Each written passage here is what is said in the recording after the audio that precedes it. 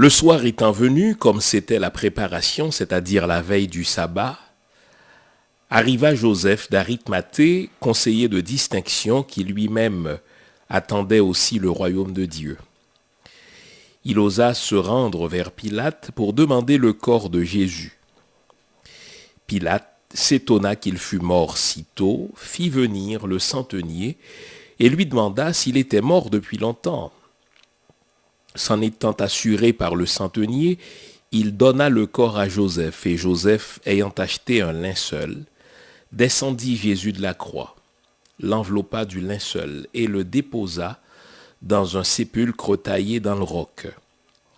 Puis il roula une pierre à l'entrée du sépulcre. Marie de Magdala et Marie, mère de Jose, regardaient où on mettait Jésus. Lorsque le sabbat fut passé, Marie de Magdala, Marie, mère de Jacques et Salomé, achetèrent des aromates afin d'aller embaumer Jésus. Le premier jour de la semaine, elles se rendirent au sépulcre de grand matin, comme le soleil venait de se lever.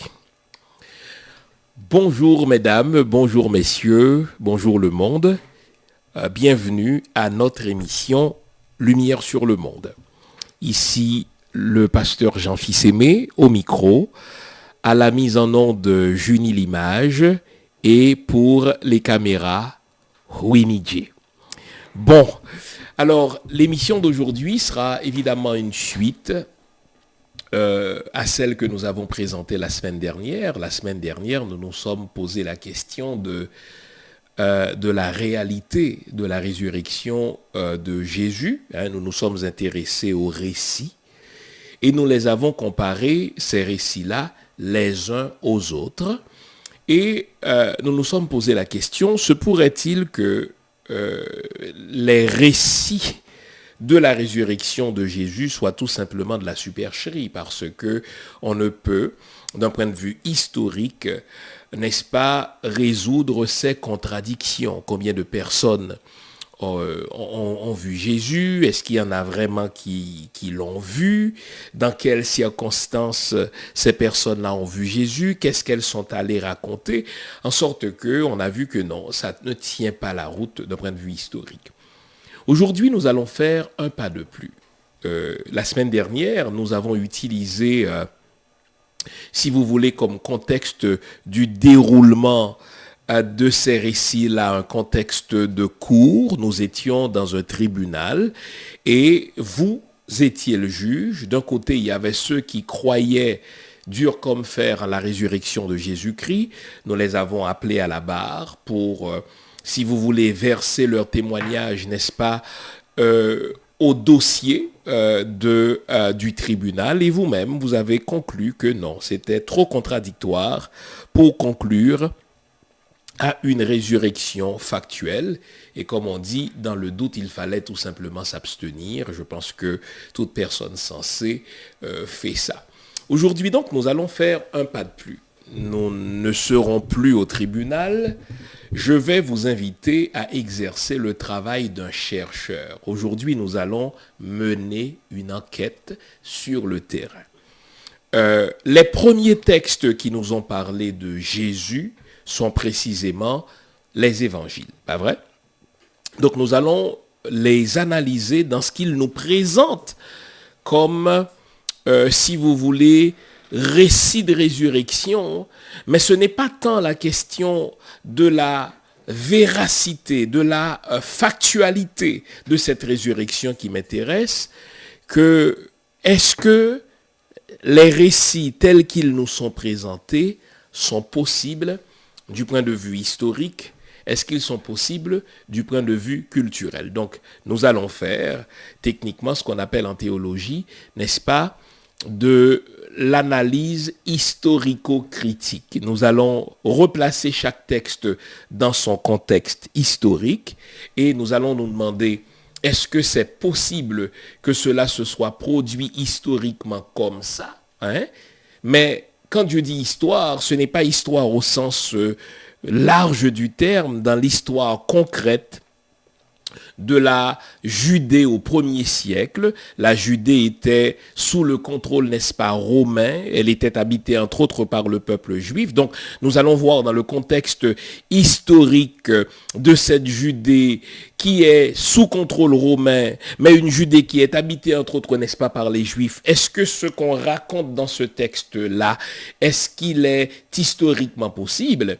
Mais quand je dis historiquement possible, il faut tout de suite aussi ajouter, est-ce que culturellement, tel élément qui nous est présenté dans ces récits, est-ce qu'il est possible? Donc nous allons faire ce que les Allemands, n'est-ce pas, font généralement quand ils étudient un texte, quand ils mènent une enquête.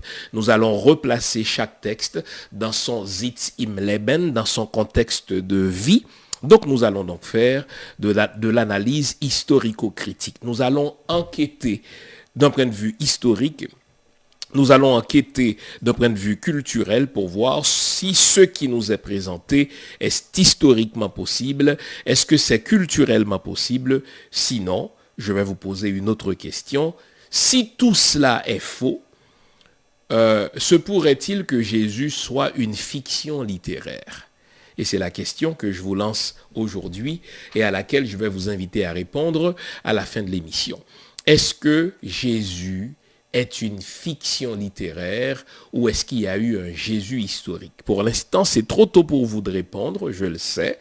Nous allons vous nourrir pendant les prochaines minutes et vous allez voir comment on va procéder. On va prendre l'évangile de Marc, qui est le premier évangile, le plus vieil. On va prendre l'évangile de Matthieu. On va prendre l'évangile de Luc. On va prendre l'évangile de Jean. Et aujourd'hui, nous allons aussi nous intéresser aux actes des apôtres, qui sont, selon la tradition, l'œuvre de Luc. Donc, Luc dit quelque chose dans l'évangile de Luc et il dit autre chose dans le livre des actes des apôtres.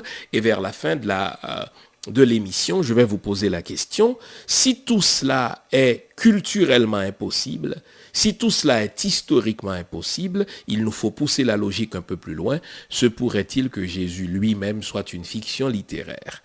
Ne soyez pas scandalisés tout de suite, vous allez voir que tous ces éléments-là vont prendre place et vous-même, vous allez tirer votre propre conclusion. Pour l'instant, je vais vous inviter à écoutez une pièce musicale. Hein. Je veux avoir le temps de plonger dans le plan de l'émission. Et je veux aussi vous laisser le temps d'aller vous faire une bonne tasse de thé, une bonne tasse de café. J'ai découvert cette semaine une belle musique du slameur français Grand Corps Malade. Et il réfléchit sur la pandémie, hein, cette Covid-19 qui nous oblige à changer de style de vie, cette Covid-19 qui nous oblige à changer littéralement de rythme. Et au-delà de la panique que cette maladie cause, il y a peut-être des leçons de sagesse à apprendre de la Covid-19. Je vous laisse entre les mains du Grand Corps Malade et au retour de sa musique, nous allons plonger dans l'émission en tant que telle. Et n'oublions pas qu'on va faire aujourd'hui une enquête. Nous allons faire de la recherche à partir des textes des évangiles et nous allons les replacer à chaque fois dans le contexte de la culture originelle et nous demander est-ce qu'historiquement cela était possible. À tout à l'heure.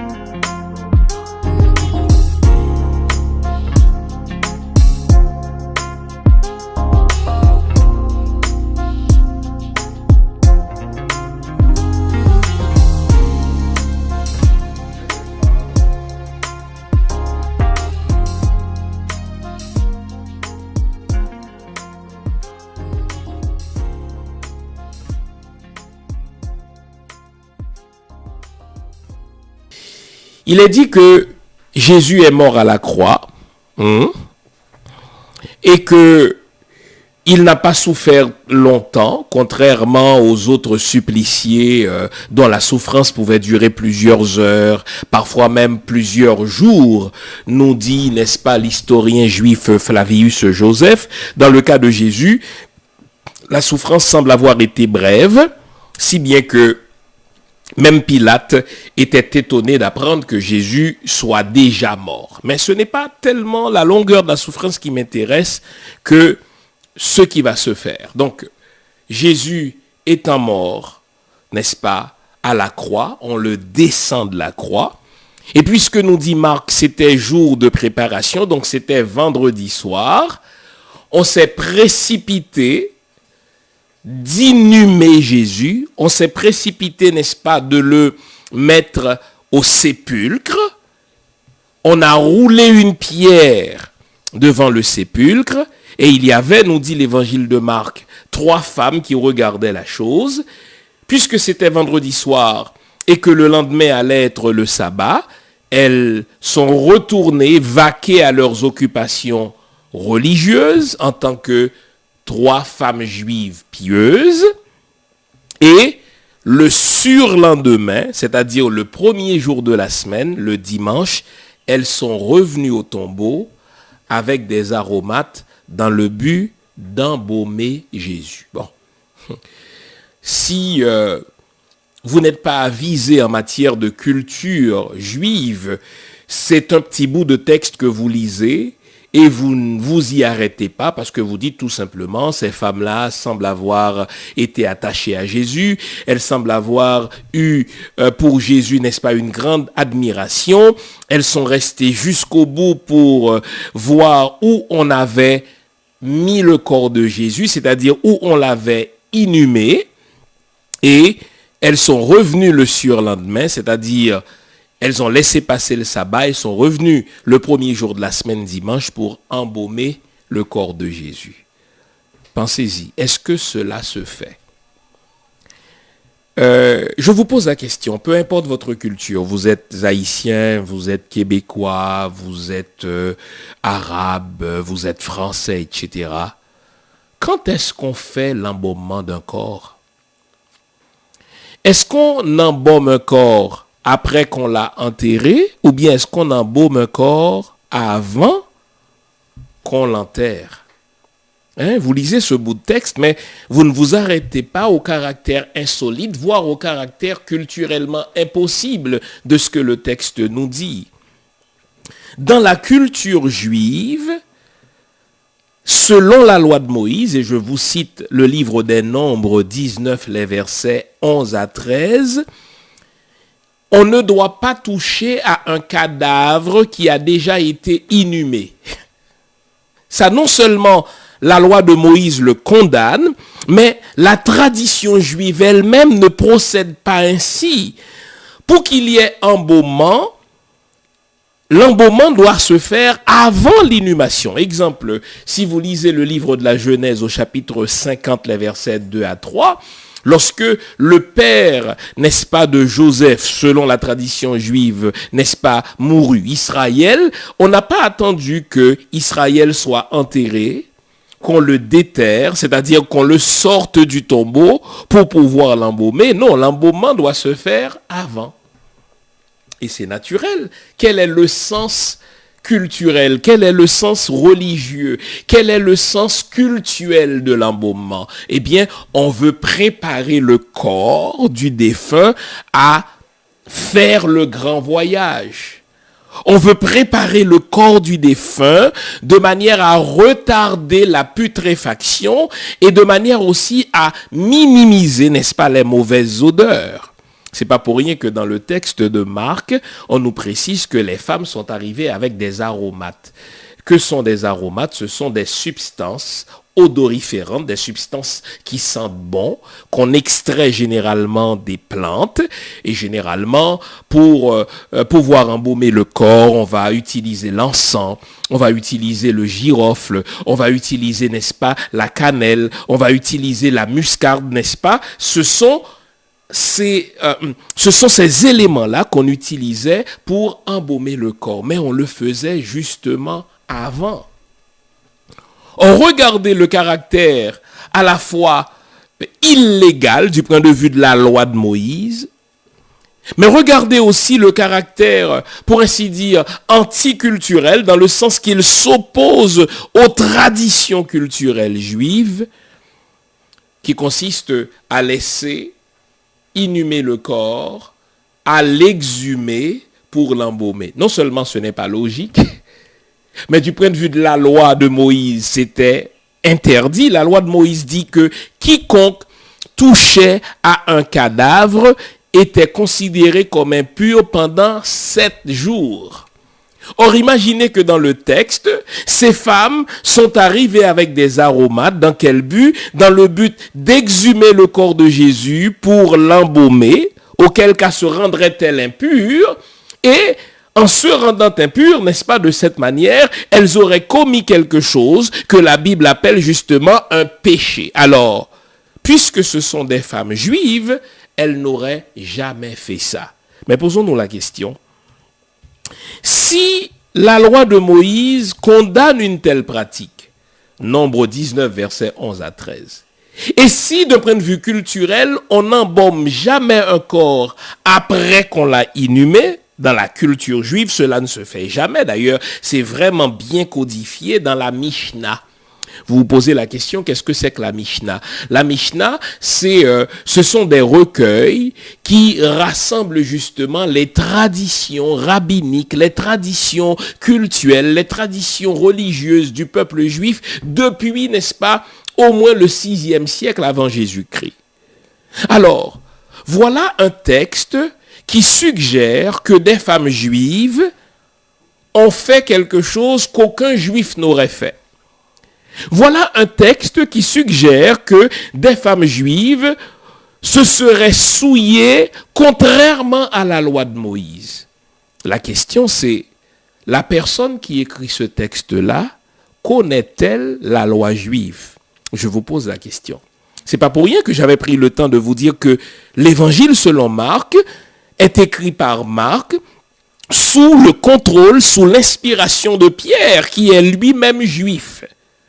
Pensez-vous que Pierre, qui est juif, qui connaît la tradition de son peuple, qui connaît surtout, n'est-ce pas, la loi de Moïse, n'oublions pas que Jésus a dit, je ne suis pas venu, n'est-ce pas, abolir la loi de Moïse, je suis venu au contraire l'accomplir. Pensez-vous que Pierre aurait donné son approbation à un récit qui indique que les femmes ont violé la loi de Moïse, mais que les femmes se sont souillées rituellement en tentant d'embaumer un corps après qu'il a été inhumé? De deux choses l'une. Soit que la personne qui a écrit ce texte n'est pas juive du tout, donc elle ne comprend pas les coutumes juives, ça c'est la première conclusion à tirer, mais la deuxième c'est que la personne qui a écrit ce texte n'a jamais lu la loi de Moïse. Donc si la personne qui a écrit ce texte n'est pas juive, ça veut dire c'est pas un texte qui est écrit sous le contrôle de Pierre. Si la personne qui a écrit ce texte ne connaît pas la loi de Moïse, ce n'est pas non plus un juif. Donc, on est peut-être en face d'un faux. On ne peut pas dire, sur la base même du texte, qu'il a été écrit sous le contrôle de Pierre, puisque, à l'évidence même, à sa face même, comme on dit en droit, l'auteur prouve qu'il ne connaît ni la tradition juive, ni la loi de Moïse. Donc, je suis en face d'un texte qui ne connaît pas la loi de Moïse. Si ce texte-là ne connaît pas la loi de Moïse, donc ce n'est pas sous l'inspiration de Pierre. Donc, on a en face de nous un petit bout de texte qui n'a aucun respect pour la tradition juive, donc qui ne se peut pas historiquement, et on a un petit bout de texte qui suggère qu'on embaume un corps après qu'on l'a enterré. Dans quelle culture fait-on cela? Je vais vous laisser vous-même tirer votre conclusion. Donc, sur la base de ce petit bout de texte que je vous lis, vous devez tirer ces deux conclusions. 1, la personne ne connaît pas la tradition juive. Et 2, la personne ne connaît pas la loi de Moïse. Ce que vous devez savoir, c'est qu'au 1er siècle, les Juifs apprenaient à lire à partir même de la loi de Moïse. Tout juif pieux devait se rendre, n'est-ce pas, à la synagogue le samedi, le jour du Shabbat. Et qu'est-ce qu'on faisait le jour du Shabbat? On vous lisait la loi de Moïse et on vous disait ce qui était permis et ce qui n'était pas permis. Et puisque la mort a toujours existé, il est impossible qu'un juif ne sache pas comment procéder au décès d'un autre juif. Donc ce texte-là ignore la culture juive et ignore l'histoire du peuple juif. Donc, on a affaire ici à un faux. On a affaire ici à une fiction, à une création, mais une création très mal conçue, une création cousue de fil blanc, puisque cette création-là ne respecte pas l'histoire et la culture du peuple juif. On avance. Je vous avais dit qu'aujourd'hui, on va mener une enquête. On va travailler comme un chercheur. Dans le même texte que je viens de vous lire, Marc chapitre 15, les versets 42 à 45, écoutez bien, vous vous souvenez? Quand Jésus mourut à la croix, est-ce qu'il était seul à la croix? Non. Jésus, nous dit la tradition, est mort entre deux brigands. Qu'on appelle le bon larron et le mauvais larron. Donc Jésus est mort avec deux autres suppliciés. Ça peut nous étonner aujourd'hui, mais la pratique de la crucifixion chez les Romains était une pratique très répandue.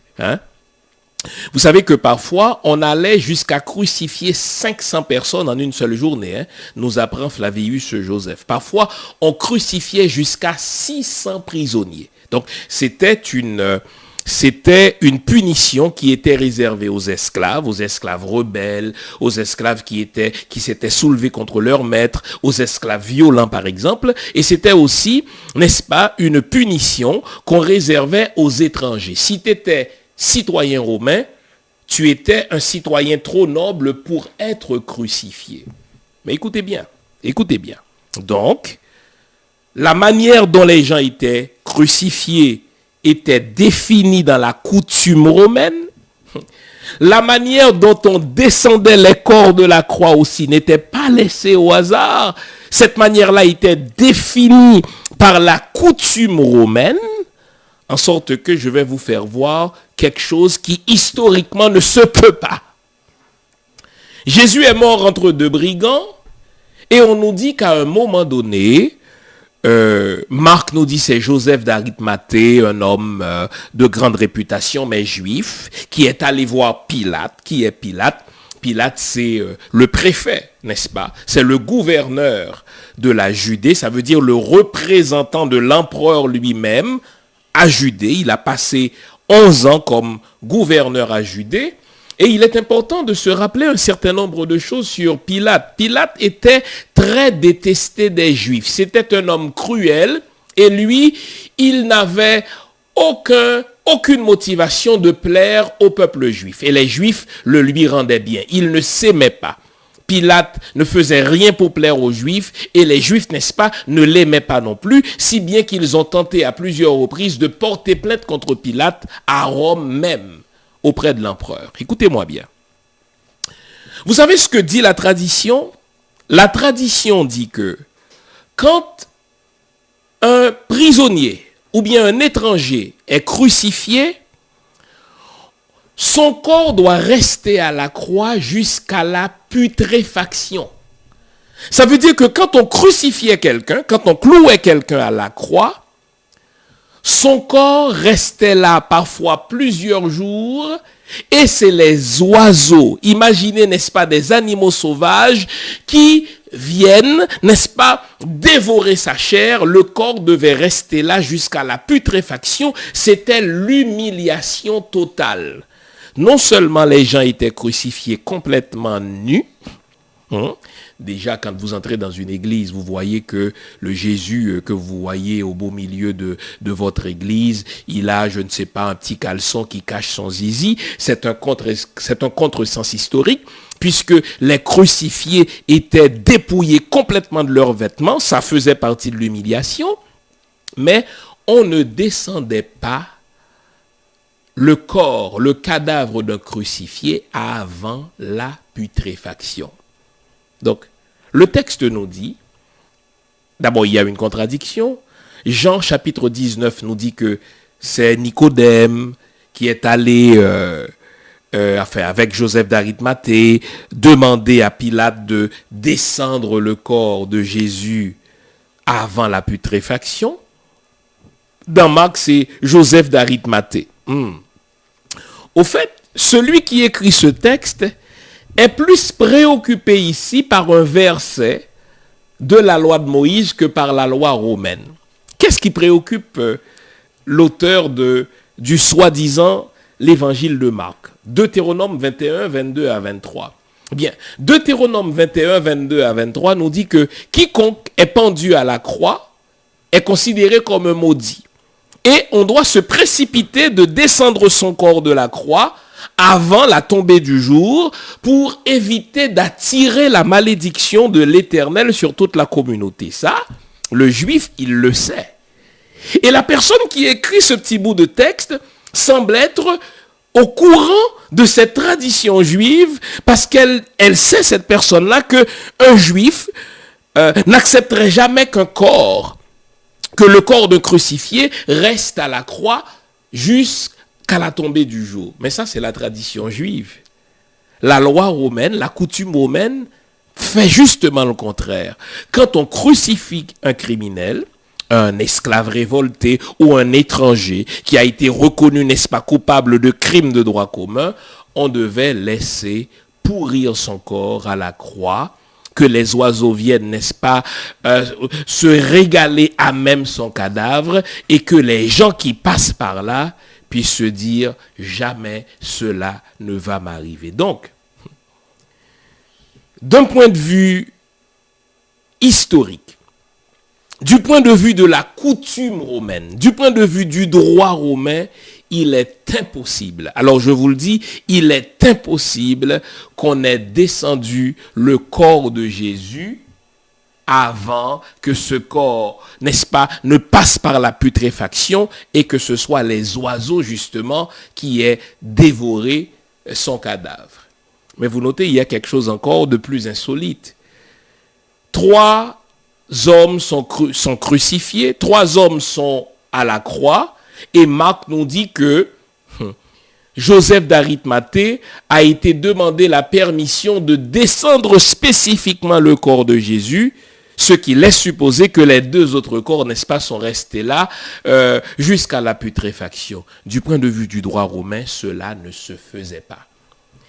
Et Pilate n'était pas un homme à accorder quelques faveurs au peuple juif. Le peuple juif et Pilate se détestaient. Pilate est reconnu pour sa cruauté. Pilate, justement, était mal vu à Rome. Et je ne vois pas un Pilate qui est mal vu à Rome, qui chercherait à se mettre, n'est-ce pas, sur le dos les autorités romaines en faisant ce qui n'était pas permis par la coutume romaine, ce qui n'était pas permis par le droit romain. Encore une fois, c'est impossible qu'on ait descendu le corps de Jésus avant la putréfaction. On avance. Toujours dans le même petit bout de texte, Marc. N'oubliez pas que je vous ai dit qu'aujourd'hui, nous allons travailler comme un enquêteur. Nous allons dire, voici ce que le texte dit. Est-ce que cela se faisait du point de vue historique? Voici ce que le texte dit. Est-ce que la loi romaine le permettait? Voici ce que le texte dit. Est-ce que la culture juive le permettait? Vous notez que le texte nous dit, nous sommes toujours dans Marc chapitre 15, Marc chapitre 16, Joseph d'Arimathée, étant un homme de bien, est allé demander à Pilate non seulement qu'on lui donne, n'est-ce pas, la permission de descendre le corps de Jésus avant la putréfaction, ceux qui répétaient j'étais contre la loi, mais on nous dit que Joseph d'Arimathée a mis le corps de Jésus dans un sépulcre neuf. Ce qui veut dire que Jésus, qui est accusé de blasphème, donc qui est mort comme blasphémateur, Jésus qui est accusé de sédition, puisqu'on l'a appelé aussi roi des Juifs, et qui est mort comme criminel, aurait eu droit à une sépulture. Ça, je vous le dis tout de suite, du point de vue de la coutume romaine, quelqu'un qui est mort à la croix n'avait pas droit à une sépulture, il était jeté dans une fosse commune. Donc soyons sûrs d'une chose, ça je vous le dis, si vous connaissez un tout petit peu l'histoire de la crucifixion romaine, telle que la crucifixion a été pratiquée jusqu'au IVe siècle d'ailleurs, c'est Constantin qui, en 320, va arrêter, va suspendre, n'est-ce pas, la pratique de la crucifixion. Les Romains connaissaient la crucifixion, pratiquaient la crucifixion depuis plusieurs siècles. Ils l'ont fait, n'est-ce pas, pendant plusieurs siècles. Donc, ils avaient développé, pour ainsi dire, une coutume sur la manière de crucifier et sur le sort qui était réservé au cadavre d'un crucifié. Je vous ai dit de 1. Que le cadavre d'un crucifié devait rester à la croix jusqu'à la putréfaction, et c'est les oiseaux qui venaient déchirer sa chair, et ceux qui restaient de ce cadavre-là n'avaient pas droit à une sépulture, on le jetait tout simplement, ce cadavre-là, dans une fosse commune. Donc, que les textes des évangiles nous disent que le corps de Jésus est descendu, pour ainsi dire, tout propre de la croix, et qu'on l'ait posé dans un sépulcre neuf, historiquement, culturellement, c'est impossible. Et si vous voulez pousser la chose encore plus loin que moi, il y a un historien juif qui s'appelle Joseph Klausner, qui a consacré sa vie à étudier ces questions-là. Joseph, c'est Y-O-S-E-F. Klausner, c'est K-L-A-U-S-N-E-R, qui a dit que c'est impossible que le corps de Jésus fût posé dans un sépulcre. Le corps de Jésus fut tout simplement jeté dans une fosse commune avec les deux autres, sûrement à côté d'autres cadavres qui ont vraisemblablement été crucifiés la veille ou dans les jours avant. Je vous pose une petite question puisque nous menons une enquête. Se pourrait-il que c'est parce qu'on n'a pas trouvé le corps de Jésus, c'est peut-être parce qu'on n'a pas su dans quelle fosse on l'a mis, ce corps-là, que la théorie de la résurrection de Jésus-Christ a commencé à prendre corps? Cela ne se peut-il pas? Puisque déjà le texte, n'est-ce pas, fait fausse route. D'abord, le texte commence par nous dire qu'on a embaumé le corps de Jésus après son immolation. Cela ne se fait pas. C'est impossible dans la culture juive. C'est impossible selon la loi de Moïse. Ça s'appelle un péché d'impureté. Le texte nous a dit encore qu'on a descendu le corps de Jésus avant la putréfaction. Je vous ai dit que non, la loi romaine ne le permettait pas, et Pilate ne se mettrait pas à dos Rome en faisant ce que lui, qui est pourtant préfet, ce que la loi ne lui permettait pas de faire.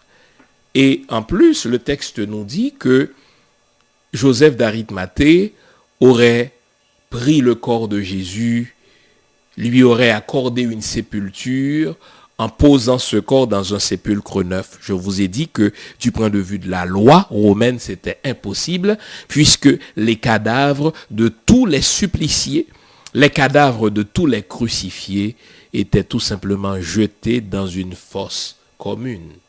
Est-ce que cela ne pourrait pas expliquer la théorie de la résurrection de Jésus? On continue d'avancer.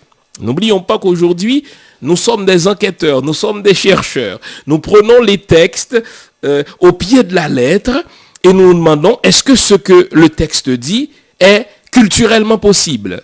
On a vu pour l'embaumement, non. Est-ce que ce que le texte dit est historiquement possible? On a vu pour la descente du corps de Jésus, c'est impossible. Et pour le fait d'accorder une sépulture au corps de Jésus, historiquement, aux yeux de la loi romaine, c'était impossible aussi. Donc, on a ici affaire à des textes qui inventent, mais qui inventent mal. Les textes inventent des choses en ignorant la loi romaine du 1er siècle. Ce qui laisse supposer que la personne qui écrit ces textes-là n'est pas du tout préoccupée par la vérité historique. Ce qui laisse supposer que la personne qui écrit ces textes-là n'est pas du tout préoccupée par la vérité culturelle, soit parce qu'elle ignore cette culture juive, ou parce que la personne ne connaît pas l'histoire romaine, donc elle nous raconte n'importe quoi en inventant. Donc, Si l'évangile de Marc a une valeur, écoutez-moi bien, sa valeur ne se trouve pas dans la vérité de l'histoire. Je suis historien, je vous le dis, non. Si l'évangile de Marc a une valeur, sa valeur ne se trouve pas dans la vérité culturelle. Je connais la culture juive du 1er siècle. Non, ce texte-là viole la culture juive du 1er siècle. La valeur de ce texte-là est peut-être ailleurs. Elle cherche à nous encourager, à ne pas nous laisser aller devant les plus grandes adversités. Donc, un texte qui invente des événements qui sont en contradiction avec la loi romaine, un texte qui invente un embaumement qui est en contradiction avec la loi de Moïse, est-ce que je peux lui faire confiance pour ce qu'il me raconte par ailleurs sur Jésus? C'est la question que vous devez vous poser. On va prendre une pause ici.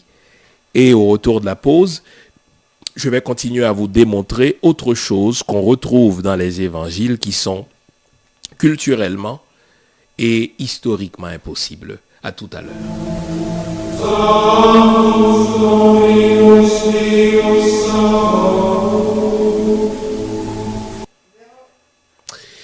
Voilà, nous allons poursuivre notre enquête. On a commencé à se demander, est-ce que ça se peut que le corps de Jésus soit descendu de la croix avant la putréfaction? Je vous ai dit que non, c'est illégal.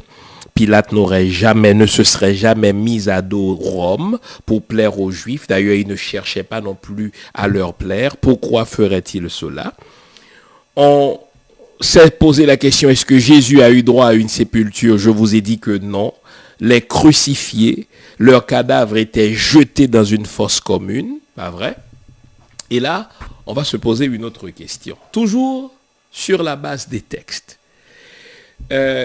Si vous lisez l'évangile selon Matthieu, Matthieu chapitre 28, et si vous lisez l'évangile selon Marc, Marc chapitre 16, ces deux évangiles nous disent que Jésus est apparu pour la première fois aux disciples en Galilée. Pas vrai, quand vous menez une enquête sur un événement qui ne s'est jamais produit avant, et qui ne se produira jamais après, je pense que la seule personne dont on dit qu'elle est ressuscitée, c'est Jésus, pas vrai? Et donc, toute la charpente du christianisme repose sur cet événement unique. Et j'aime entendre les chrétiens évangéliques dire, écoutez, il y a un tombeau pour Mohamed, il y a un tombeau pour Bouddha, il y a un tombeau pour les fondateurs des autres religions. Mais quant à nous, notre Seigneur, il n'est pas resté au tombeau, son tombeau est vide. Eh bien, je suis en train de vous expliquer pourquoi peut-être son tombeau est vide. C'est parce que son corps n'est jamais allé dans le tombeau. Parce que, selon la loi de Moïse, un crucifié, un supplicié n'avait pas droit à une sépulture. Maintenant, une autre question dans notre enquête que nous devons nous poser, c'est quand Jésus est ressuscité, où est-ce qu'il est apparu la première fois aux disciples? Si vous lisez, répétez-je, Matthieu 28, si vous lisez Marc chapitre 16, Jésus est apparu pour la première fois aux disciples en Galilée. Pas vrai? Bon, parce que c'est là que Jésus a commencé son ministère. Il y a là une symbolique que les deux évangélistes, Matthieu et Marc, veulent garder. Il y a un message qu'ils veulent, n'est-ce pas, nous lancer, à savoir: tout va finir là où tout avait commencé. Puisque Jésus avait commencé son ministère en Galilée, n'est-ce pas? Eh bien, il le termine, son ministère, en Galilée, puisque c'est de la Galilée qu'il serait retourné aux cieux. Mais c'est moins sûr si vous lisez l'évangile selon Luc. Parce que, vous vous souvenez, Luc nous dit, Luc chapitre 24, nous apprend que deux des disciples de Jésus se rendaient à Emmaüs. Emmaüs, c'est un village qui se trouve, nous dit l'évangile selon Luc, à 60 stades de Jérusalem, donc à 11 kilomètres de Jérusalem. Écoutez bien. Et on nous dit que, tandis que ces disciples se rendaient à Emmaüs, rappelez-vous, donc à 11 kilomètres de Jérusalem, le texte nous dit clairement que la nuit tombait déjà. quand ils se rendaient à Emmaüs. Et là, Jésus leur parlait, et puis sur la route, ils n'ont pas reconnu Jésus, etc. Et ils ont invité Jésus à rester avec eux. Notez bien la formule, parce que la nuit s'approche, hein, donc il est déjà nuit, quand ils entrent à Emmaüs, et tout à coup, leurs yeux s'ouvrent, ils réalisent que c'était Jésus. Jésus disparaît. Et eux, dans leur joie, ils reprennent la route pour se rendre à Jérusalem. Arrêtons-nous ici. Quand on lit ce texte comme des lecteurs du 20e et du 21e siècle, nous pensons que c'est possible parce que je vis à Montréal à 11h30 du soir, donc à 21h30, je peux décider de prendre ma voiture et de me rendre, mettons, par exemple, dans une autre ville, à New York, par exemple. C'est possible. Voilà. Je peux décider, je ne sais pas, vous habitez à New York, il est minuit, vous dites, écoutez, bon, ça me tente, je vais me rendre à Boston. Mais non, les choses ne se faisaient pas comme ça. Les portes de Jérusalem se fermaient toujours le soir, pour éviter que des étrangers ne viennent foutre le trouble, pour éviter, et vous savez qui est-ce qui gardait l'entrée de la ville? Les soldats romains. Et vous avez donc des disciples d'Emmaüs qui étaient à 60 stades à Emmaüs, donc à 11 kilomètres. Le texte nous dit que la nuit tombait déjà. Ce sont des Juifs. Ils savent que les portes de Jérusalem sont fermées justement autour de 6 heures du soir. Et qui est-ce qui gardait l'entrée de la ville? C'était les soldats romains. Eh bien, les disciples d'Emmaüs n'auraient jamais pris la chance de marcher un autre 11 kilomètres.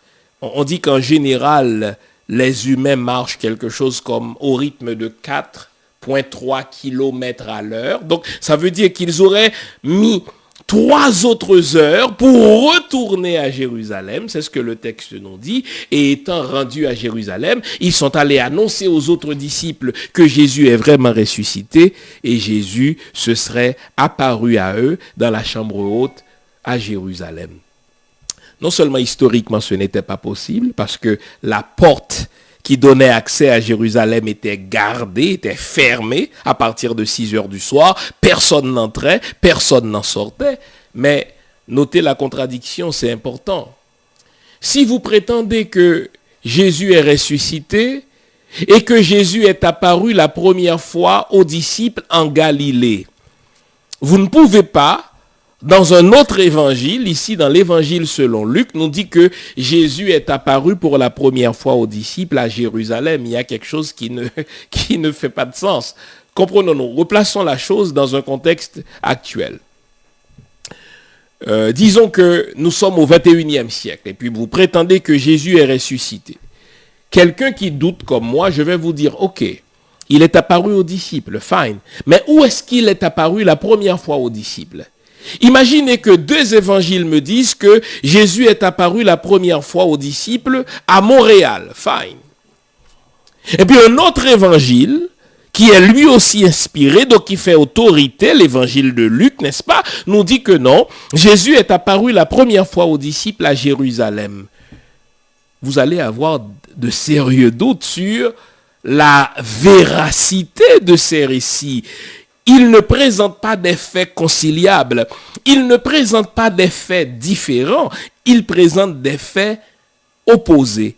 Jésus ne peut pas être apparu pour la première fois aux disciples en Galilée, selon Marc et Matthieu. Et Luc affirme que Jésus serait apparu pour la première fois aux disciples à Jérusalem. Ça ne marche pas. Non seulement il n'est pas possible qu'après la tombée du soir, que des disciples de Jésus aient laissé Emmaüs, qui est à 11 kilomètres de Jérusalem, pour retourner à Jérusalem. Jamais n'aurait-il accès à Jérusalem, mais ils sont entrés à Jérusalem et Jésus serait apparu pour la première fois aux disciples à Jérusalem. Donc, ce texte-là est écrit par quelqu'un qui ne connaissaient pas les coutumes des villes, en particulier les coutumes de la ville de Jérusalem. Si c'était les disciples de Jésus, ils ont passé, n'est-ce pas, les derniers temps du ministère de Jésus avec lui à Jérusalem. Ils savent que l'entrée à Jérusalem était interdite le soir. Donc, les gens qui écrivent cet évangile-là ne connaissaient pas les coutumes du temps. Donc, là encore, on a affaire à une invention, on a affaire à une fiction littéraire. Je vais vous poser une autre question. Vous savez, quand vous menez une enquête comme ça, quand vous faites une recherche, souvent vous laissez le gros morceau pour la fin. Je vous pose la question. Entre la résurrection de Jésus et le temps où il est retourné aux cieux, donc la résurrection et l'ascension, combien de jours se sont-ils écoulés?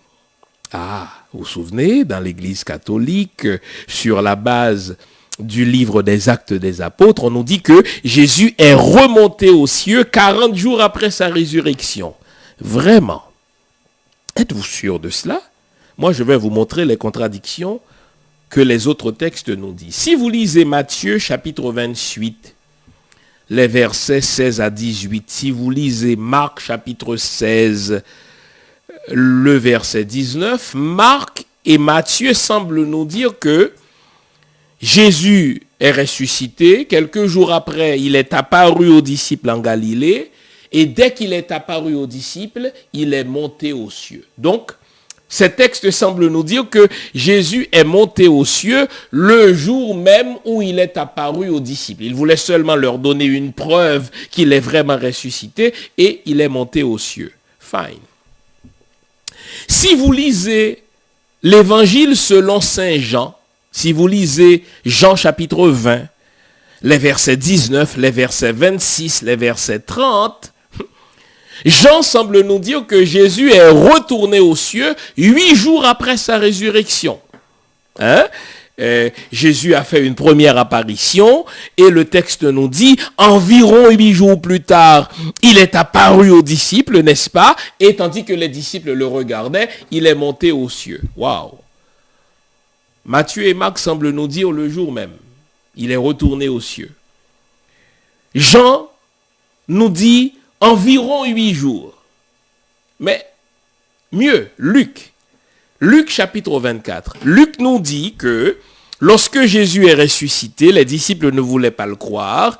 Il est apparu à 2 disciples qui se rendaient à Emmaüs, n'est-ce pas, le village d'Emmaüs qui se trouve à 11 kilomètres de Jérusalem. Et là, les yeux des disciples, n'est-ce pas, s'ouvrirent. Ils ont compris que c'était Jésus. La nuit même, ce qui est impossible. Ils sont retournés à Jérusalem pour annoncer la nouvelle, n'est-ce pas, aux autres disciples. Et tandis qu'ils étaient là, Jésus est apparu à eux. Et Jésus, après leur avoir fait des reproches en leur expliquant qu'ils avaient le cœur dur et qu'ils ne pouvaient pas comprendre, blablabla, ce jour-là même, Jésus est monté aux cieux. Le jour même. Mais si vous lisez Actes des Apôtres, le chapitre 1er, le verset 3, Actes des Apôtres nous dit que Jésus est retourné aux cieux 40 jours après sa résurrection. Les amis, nous sommes des gens intelligents. Matthieu et Marc semblent nous dire que Jésus est remonté aux cieux le jour même de sa résurrection. Jean chapitre 20 nous dit que Jésus est monté aux cieux environ 8 jours après sa résurrection. Luc est plus catégorique, il est plus péremptoire. Il nous dit que Jésus est monté aux cieux le jour même de sa résurrection. Une fois qu'il est apparu aux disciples, n'est-ce pas, dans la chambre haute, il est monté aux cieux. Et là, n'oublions pas que la tradition a toujours dit que le même auteur qui a écrit Luc, c'est aussi lui qui a écrit les Actes des Apôtres. Les amis, soyons sérieux. Un auteur ne peut pas avoir dit dans Luc chapitre 24, que Jésus est monté aux cieux le jour même, pour dire tout à fait le contraire dans un autre livre qu'il aurait écrit, Actes des Apôtres chapitre 1er, le verset 3, que Jésus serait monté aux cieux 40 jours. Retenez le chiffre 40. dans la numérologie juive, parce qu'il y a une numérologie juive. Le chiffre 40, c'est le symbole de deux choses. C'est le symbole d'un temps d'épreuve. Vous vous souvenez que Jésus a passé 40 jours dans le désert à jeûner et au terme de ces 40 jours, il fut éprouvé par le diable. N'oublions pas aussi que les enfants d'Israël ont passé 40 ans dans le désert et là, Dieu les a éprouvés pour voir s'ils étaient dignes d'entrer, n'est-ce pas, dans la terre promise. Donc, le chiffre 40, c'est le symbole, n'est-ce pas, d'un temps d'épreuve. Ça, c'est le premier sens du chiffre 40. Mais le chiffre 40, c'est aussi le symbole entre ce qui n'est plus et ce qui n'est pas encore. Pourquoi nous dit-on dans Actes des Apôtres que Jésus a passé 40 jours sur terre avant de retourner aux cieux? Après sa résurrection, il n'était plus tout à fait dans un corps de gloire, pas plus qu'il n'était plus dans une situation proprement humaine. Il était dans cet entre-deux-là. Et l'auteur du livre des Actes des Apôtres, qui n'est pas Luc en passant, parce que si c'est Luc qui a écrit Actes des Apôtres, il ne peut pas avoir écrit l'évangile de Luc, parce que les contradictions sont trop flagrantes. Donc l'auteur voulait jouer sur la symbolique du chiffre 40. Mais posons-nous la question. On a heureusement accès à 4 évangiles. L'un nous dit, enfin 2 d'entre eux nous disent que Jésus serait monté aux cieux le jour même, du moins nous le laisse-t-il entendre. Jean nous dit que Jésus serait monté aux cieux environ 8 jours après. Luc nous dit que Jésus serait monté aux cieux le jour même, Luc chapitre 24, les versets 50 à 52, tandis que Actes des Apôtres, premier, le verset 3, nous dit que Jésus serait monté aux cieux au 40e jour. Ces textes-là, à la conclusion à tirer, ne sont pas intéressés à la vérité historique. Car si on prend au pied de la lettre, n'est-ce pas, ce qu'ils disent pour découvrir la vérité de l'histoire, on va se retrouver avec des contradictions. Donc il est plus simple, comme chercheur, de dire, tiens, ces textes-là ne voulaient pas communiquer une vérité historique. Ils ne cherchaient même pas à communiquer une vérité culturelle. Ils voulaient tout simplement, n'est-ce pas, nous communiquer une vérité d'ordre moral, c'est-à-dire qu'il ne faut pas se laisser décourager, même devant la mort, il y a toujours de l'espoir, il y a toujours quelque chose que Dieu peut faire. Et enfin, si Jésus est accusé de blasphème, on l'a vu la semaine dernière, le grand prêtre a déchiré son vêtement, et a dit dans l'évangile de Jean, qu'avons-nous encore besoin de témoins? Il a blasphémé, il mérite la mort.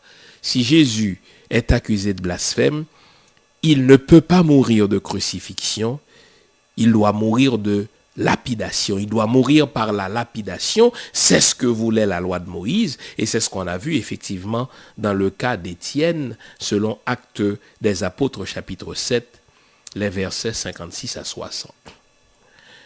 Vers quoi je voulais vous conduire par cette enquête? En faisant une enquête historico-critique, en reprenant les textes des évangiles, en les mettant dans leur contexte historique, en les mettant dans leur contexte culturel, on voit bien que ce qu'ils affirment n'était pas possible.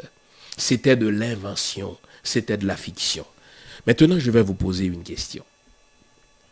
S'ils ont inventé, avec du fil blanc là, l'histoire de la résurrection de Jésus. S'ils ont inventé l'histoire du sépulcre neuf.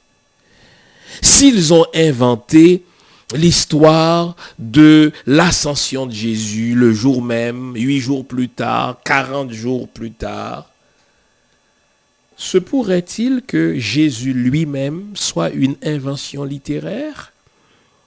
C'est comme ça qu'on réfléchit. Si Junie me ment sur telle chose, il se peut qu'elle m'ait menti sur autre chose. Et en remontant le fil de l'histoire, je réalise que tout dans les évangiles est invention. Regardez, le texte de Matthieu ou de Marc, pas tellement Marc, mais Matthieu et Luc, nous affirment que Jésus serait né au temps du roi Hérode. Ici, Hérode le Grand. Or, Hérode le Grand est mort en l'an 4 avant Jésus-Christ. Donc, Jésus serait né 4 ans avant Jésus-Christ. Donc, si les textes inventent même la naissance de Jésus-Christ contre l'histoire, se pourrait-il que l'affaire Jésus elle-même soit tout simplement une fiction littéraire?